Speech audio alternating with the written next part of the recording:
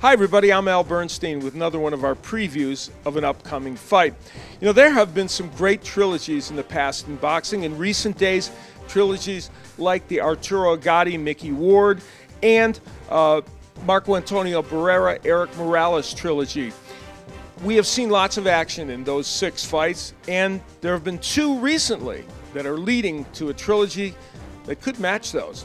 And that is Mike Alvarado against Brandon Rios. They fought in 2012 and 2013, each man winning one of those matches, and now they will fight for a 3rd time, Saturday, January 24th. And many believe that with those first 2 exciting fights already in the books, number 3 could create one of the great trilogies of the last 30 years. For the 28-year-old Rios, who comes into this fight at 32-2, well, he has lost 2 of his last 3 fights, lost to Manny Pacquiao, and also, of course, lost to Alvarado. But in his last outing, he beat Diego Chavez by disqualification in the 9th round. It was a fight that was very, very close. Rios was behind very slightly on the scorecards, but was coming on a bit in the fight when Chavez, some believe inappropriately, got disqualified. Either way, it's a win in the books for Rios, and this young man heads into the fight with Alvarado feeling that perhaps he's renewed a bit. He says he'll bring a different style into this fight, going back to his roots and being technically more sound against Alvarado. We'll see if that happens. The 34-year-old Alvarado will be fighting on his home turf in Denver, Colorado. Now, unfortunately for him, the last time he fought at home was 2 fights ago when he lost to Ruslan Provodnikov. After that, he would lose a decision also to Juan Manuel Marquez, so he's got 2 losses coming into this fight. But because he's always in exciting fights and because his first 2 fights with Rios were so wildly exciting, this really doesn't dim this 3rd fight of the trilogy. Now, for Alvarado, his problem is staying out of trouble outside the ring. He's had a number of scrapes with the law, one as recently as several weeks ago involving a firearm possession. But inside the ring, he says that's his sanctuary, and he thinks he can win the 3rd fight of this trilogy.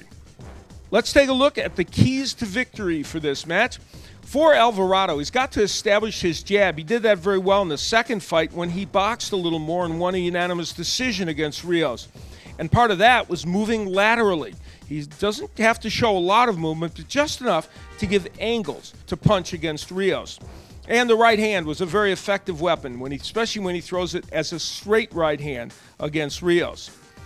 As for Brandon Rios, he's got to move his head coming in. When he doesn't do that, that's when he gets peppered with punches, as he did against Pacquiao, especially when he fought him. Working the body is important. Ruslan Provodnikov did very well against Alvarado again in the body, and Rios hopes to do exactly the same. The overhand right of Rios is a good punch, and he landed it in the first fight when he was able to stop Alvarado. He'll need it for this fight as well.